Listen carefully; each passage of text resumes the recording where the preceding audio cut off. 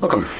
Following me is a SONY Xperia 5 Mark II, and today we'll go over unboxing along with an overview of this phone. So without further ado, let's pop it open. There we go. Nothing in the box. Now I'll straight off mention I already went through the setup of the device. That's why there is like the foil for it is on here, and that's why it's also going to be set up. So there's the phone. Then we got some paperwork. Let's be honest, no one really cares about that one. Looks like there's no SIM eject tool. Oh well. Then cardboard, and inside we have the 18-watt charger. So nothing really special right here. And apart from that, also a cable. So right here, and like I said, I don't really see a SIM eject tool, so that's kind of weird. And the cable itself looks to be Type-C to Type-C. Yeah, so both of them are Type-C. And it's actually written right here that it's 18 watts as well, so that's nice. Now, right off the bat, I'm gonna mention that the charger that is included seems to be a little bit garbage. 18 watts for 2020 release. I wouldn't really call acceptable, but that's just me.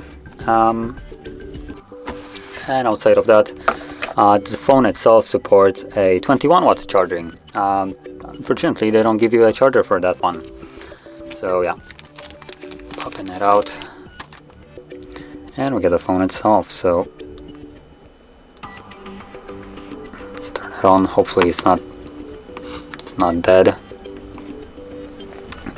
So while it's turning on, I'm gonna start off mentioning the specs. So we have a 6.1 inch display. It is a fairly small display, honestly. There's phones with, well, right now most of them go over 6.5 inches. So this one is on the smaller side, and personally I really like it. I like to see smaller devices. Not everything needs to be as big as possible. We don't all live in US. Bigger is not always better. So this is a really nice touch that the phone itself, it is, well, a bit more compact. And because it is more compact, there's certain additional things that we actually get because of it. So things like pixels per inch. In normal circumstances, they are around like starting to be at 400 pixels per inch. This one is like 449 pixels per inch because it's posting a full HD resolution, which is 1080p by 2520. But because it's only 6.1 inch display, it packs them a little bit denser, making the pixels per inch be, well, higher than almost every other device in 2020 that I have unboxed. Unless the device uses a 4K or like 2K resolution, then that doesn't really compare. But this is not it, and the resolution in here, or the sharpness of the display, will be better than what you're used to on every other device basically. Let's max out the brightness, and obviously I can clearly see right off the bat the display is fairly bright. Looks gorgeous. It is a OLED display, and they also have some kind of their own patented technology in here. So they have the X-Reality engine, and also a triluminous display. A triluminous display, I believe, if I understood it correctly, because I needed to look it up, it's just their way of differently lighting up RGB pixels, which by all intents and purposes, it might be slightly better, but if I understand correctly, it's just a different way of lighting up the pixel, and yeah. And the X-Reality engine was, I believe, just a way of dealing with colors itself. So because of that, it is Sony, so they do focus a lot in terms of color reproduction to be as accurate as they can. And even in the settings, you have settings just for that. So if we go into the display, let's go to display sections. I believe there we go, image quality settings. They have here creator mode, which will basically represent the most accurate colors that, well, any phone, I guess, can display. They do have coverage of sRGB and stuff like that, so it will be fairly accurate colors as creators have intended it. So whatever you will be watching, it is going to be as accurate to what they envisioned as it can be. So it is really nice. As you can see, by dropping it to the creator, everything looks a little bit more washed out. It might not look as vibrant as it did before, but this is more accurate colors than what was before. And just as a comparison, I'm gonna go back, drop it to standard, and you can see it is slightly bit more vibrant. But at the end of the day, honestly, it is a matter of personal preference. If you prefer it to be a little bit more saturated, go for it. And if you prefer it to be more accurate, then by all means, you can pick that as well. There is not really any wrong answer here in terms of the colors. And if you're not really creating content, which probably you shouldn't be doing that on your phone anyway, then this is more of just a taste, kind of what you prefer to use. Now moving further, the display, it has an 80% or 80.9% screen to body ratio, so it isn't it doesn't have the smallest bezel. As you can see, there is some at the bottom and the top right here. Probably would look better with a completely white background, so let's open up something like a Chrome. There we go. Now the top one is a little bit smaller, but it is completely blacked out to accommodate things like the time, notifications, and the battery. So in normal circumstances it will be a little bit shorter, as you can see. But honestly, the display looks really nice. The bezels aren't too intrusive, and overall design of the display itself and the phone is really nice. The phone is fairly slim. As you can see, it has this, as some people say, more of a remote control shape, because it has a 21 by 9 aspect ratio, which if you're not sure what that means, it is basically the same aspect ratio as a movie in a cinema. So as you always notice, when you open up a movie on your TV, you always have these black bars on top and the bottom. Opening up the same movie on here will remove those black bars altogether, and the movie will be full screen. So that is really nice. I personally like the 21 by 9 aspect ratio, and I don't mind the device being slimmer. It looks, in my opinion, a little bit more modern, and overall the aesthetics of this device are really nice. So you have a aluminum frame, which is a little bit rounded, as you can clearly see. It does actually have a headphone jack, if you can believe that or not. If I can actually get it in the light, there we go. So you can see this thing right here, that's a headphone jack. So yeah, also the display itself has a tiny bit of a curve to it, and just the glass itself, not the actual display. If I move it to the side, you can see that it is just like rounded up, I would say. That's how I would call it. But the display itself is flat, but because it is rounded, it does feel really nice to swipe from the side of it. So if you want to use gesture navigation, by all means you can, and it will feel better than, in my opinion, it does on like super flat displays. Now moving further, the glass itself on here for the display is a Gorilla Glass 6, as well as the back one is also Gorilla Glass 6, so fairly nice. And like I said before, the frame of the device is aluminum, so the device itself will be fairly durable. Now moving on to the back of the device, we have triple camera setup, and I'm happy to say there is no useless cameras here.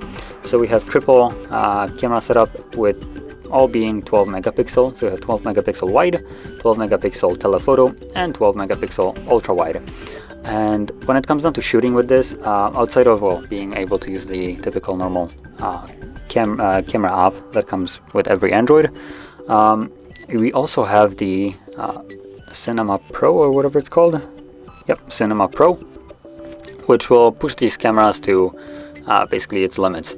So it is a fairly, I would say, unintuitive software if you have never used it before. It does kind of require a little bit of learning. It's not really automatic. So as you can see, you have things like the resolution, so you can pick the resolution of your video, the frame rate of it, so you can select which frame rate you want, along with lenses or filters in this case. Then we have frame rate, which I already selected. Looks like I can also go for 120. That's interesting. Then we have the lens. Now the lens can be changed if I believe I drop it lower.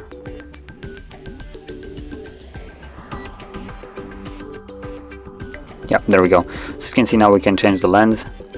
So this is the 70 millimeters, then we have 24 and 16. So this is the ultra wide. I believe this is the normal, and this is the telephoto. So you can choose whichever one you want. And also apart from that, you have things like what I find really interesting is their focus. So you have, like, as you can see right now, the A and B focus. And if you actually select these to be different, so you can move this dial right here, this button, and let's just try to get this right here. So if you move it, you will have focus at one point. So there we go, that's focus. And then if we move it further, it's gonna focus on something else. And from there, once you tap on OK, I can basically switch it from A to B by pressing the button, automatically drop it. You can also select the time that it takes for it to go from one focus to another. So you can have this really nice cinematic focuses that are always focused on whatever you want. So let's go back and go back. So this is just strictly for recording videos, but you also have a application for taking photos as well. And like you've seen, you can record at 4K, 24, 30, 60, 120, along with 1080p. You can obviously do the same thing with the same kind of resolutions, or not resolutions, but frame rates, which I really like that the device actually has a 60 and also 120 for the 4K. That is just top notch. Now moving on to the front one, we only have a single one right here. If I can get it, it's kind of hard to see. Not really sure how to get it, but there is a single lens there next to the speaker, and that is just a 8 megapixel lens that can shoot at 1080p 30 frames. So you won't be getting any kind of overkill at the front here. And when it comes down, the camera setup here is, well, top notch. It's one of the better ones. Obviously, it's made by Sony, so they primarily focus on lenses and displays, and they exceed at doing so. So yeah, and there's also no other device like this that will have such a control for your camera apps as you have these apps right here.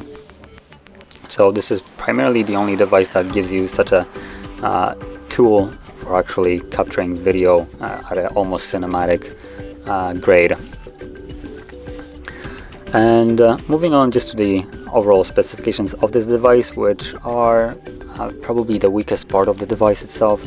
It's a little bit of a shame, as the Snapdragon 865, so not the highest Snapdragon at the moment, so you're a little bit behind with the device here.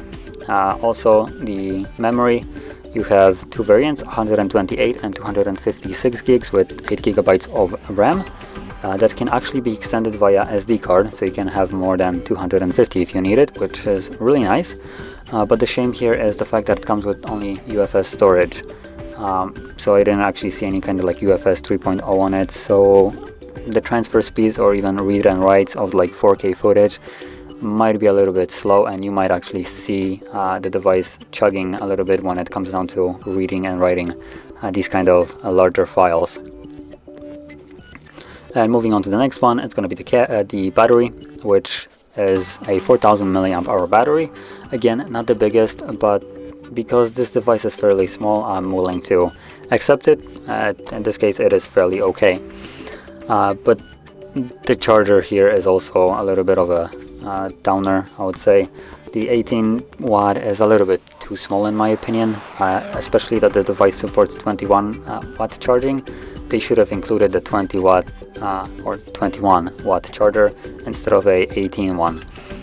They advertise also that at 21 watts you can charge the device to 50% in 30 minutes, which is most certainly not the case with the 18 watt because it's a smaller charger.